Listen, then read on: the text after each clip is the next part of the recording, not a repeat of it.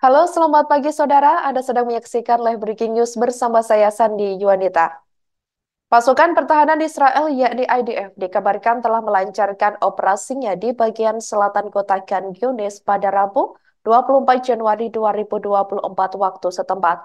Bahkan tentara Israel tidak menghormati jenazah warga Palestina yang tidak dikuburkan lantaran keterbatasan lahan. Seorang saksi mata yang tidak ingin disebut namanya mengatakan bahwa beberapa orang Palestina kembali ke daerah di mana IDF telah mundur, di mana warga Palestina mengaku telah menemukan jenazah orang yang mereka cintai menjadi sasaran tank Israel. Diketahui saudara, anak-anak dan wanita yang berusaha melarikan diri dari kota Khan Yunis ke Rafah di ujung selatan juga menjadi sasaran. Mereka mengatakan ambulans mengangkut beberapa jenazah ke kompleks medis An-Nasr di pusat kota. Ketika tank Israel menembaki semua orang di daerah tersebut, para medis terpaksa juga melarikan diri. Saksi mata mengungkapkan beberapa jenazah sudah mulai membusuk. Pada Senin 22 Januari 2024 waktu setempat, sebagian tentara Israel mundur dari barat kota Khan Yunis menyusul pemboman besar-besaran yang menewaskan puluhan warga Palestina. Para saksi mata mengatakan tank-tank Israel terus tidak menghormati korban tewas yang oleh Kepresidenan Palestina digambarkan sebagai tindakan kejahatan perang. Pada Selasa 23 Januari 2024 waktu setempat, Kepresidenan Palestina telah mengeluarkan pernyataan yang menyebut apa yang terjadi di Khan Yunis sebagai kejahatan perang.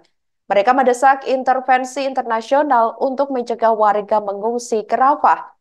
Kepresidenan Palestina lalu memperingatkan akan bahaya otoritas pendudukan Israel yang meminta masyarakat Khan Yunis meninggalkan tempat tinggal mereka menuju Rafah untuk menyerang mereka.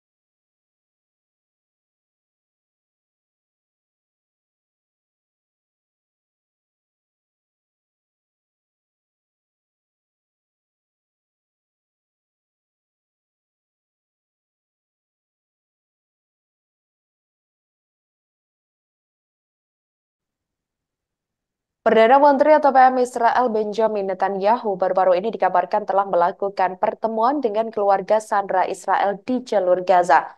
Pertemuan tersebut beredar setelah diduga ada kebocoran rekaman yang disebarluaskan. Netanyahu menyatakan ketidakpuasannya terhadap posisi Qatar dan Amerika Serikat terkait negosiasi pertukaran tahanan dengan kelompok Hamas dan mengakhiri perang di jalur Gaza. Dalam rekaman yang beredar, Saudara, Netanyahu mengatakan Qatar mampu memberikan rekaman dan juga tekanan yang lebih besar terhadap gerakan perlawanan Islam kelompok Hamas, namun tidak melakukan hal tersebut. Pihaknya juga menolak mengucapkan terima kasih kepada Qatar setiap kali ia keluar ke media untuk membicarakan masalah tersebut. Pernyataan itu disampaikan oleh Netanyahu dalam rekaman yang bocor tersebut pada Rabu 24 Januari 2024 waktu setempat. Selain itu, saudara, dalam bocoran rekaman tersebut, Netanyahu mengatakan kecewa dengan sekutu utamanya, Presiden Amerika Serikat yakni Joe Biden. Ia kecewa karena Amerika Serikat dan Qatar sepakat untuk memperluas kehadiran militernya di Pangkalan Al-Udeid di Qatar selama 10 tahun lagi. Netanyahu kecewa karena AS tidak menggunakan perjanjian Qatar Amerika Serikat terkait pangkalan udara tersebut untuk menekan Qatar agar lebih keras dalam memaksa kelompok Hamas untuk membebaskan sandera di jalur Gaza. Sebagai informasi, saudara, Amerika Serikat telah menempatkan pesawat militernya di Pangkalan Udara Al-Udeid di Qatar selama bertahun-tahun dan pertama kali menggunakannya pada tahun 2001 setelah dibangun oleh Qatar pada tahun 1996. Dalam pertemuan itu, Netanyahu juga mendorong keluarga para sandera untuk meminta komunitas internasional agar memberikan tekanan pada pihak-pihak yang dapat memberikan tekanan lebih.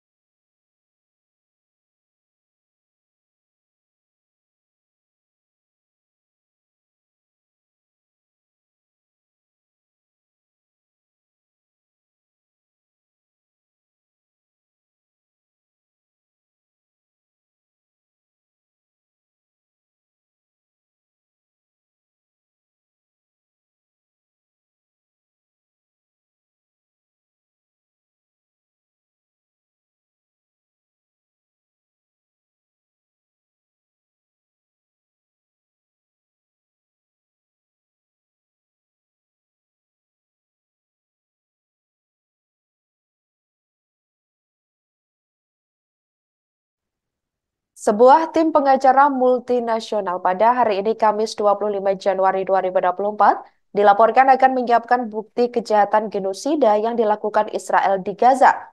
Bukti-bukti kejahatan Israel itu akan diserahkan kepada Jaksa Pengadilan Kriminal Internasional atau ICC Karim Aa Khanakasi di Den Haag.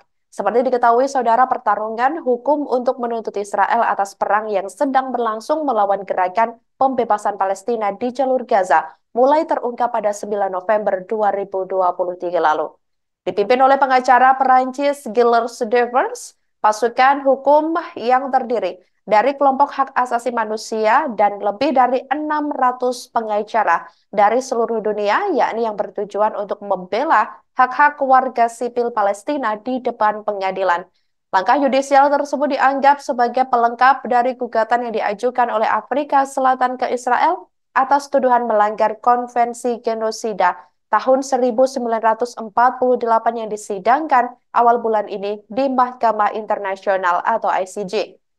Sebagai informasi, ICJ menangani perkara hukum antar negara dalam konteks Perang Gaza. Afrika Selatan menggugat Israel atas tuduhan negara yang melakukan genosida terhadap Palestina. Adapun ICC menyidangkan dan mengadili individu yang dianggap bertanggung jawab atas kejahatan berat terhadap kemanusiaan yang menjadi permasalahan bagi masyarakat internasional. Dalam konteks perang Ukraina, misalnya Presiden Rusia Vladimir Putin menjadi terdakwa dalam tudingan kejahatan perang. Adapun dalam konteks perang di Gaza, Presiden Israel Isaac Herzog menjadi satu di antara individu yang dianggap melakukan kejahatan perang. Tim kuasa hukum akan mengadakan dua pertemuan dengan kantor kejaksaan dan bagian korban pengadilan kriminal internasional pada hari ini. Setelah pertemuan tersebut, tim akan mengadakan konferensi pers untuk menginformasikan media internasional dan opini publik mengenai perkembangan kasus tersebut dan hasil dari kedua pertemuan pada malam nanti.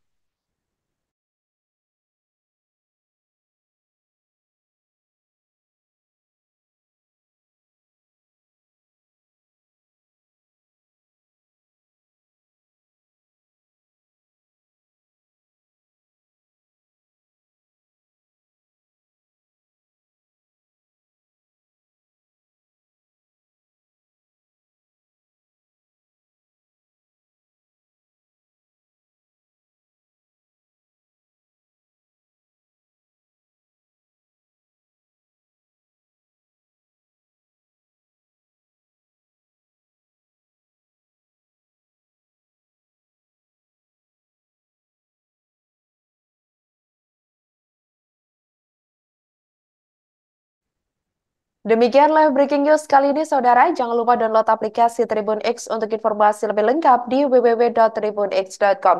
Tetap bersama kami, sesaat lagi Anda akan menyaksikan Tribun News Highlight. Terima kasih dan sampai jumpa. Download Tribun X sekarang. Menghadirkan lokal menjadi Indonesia.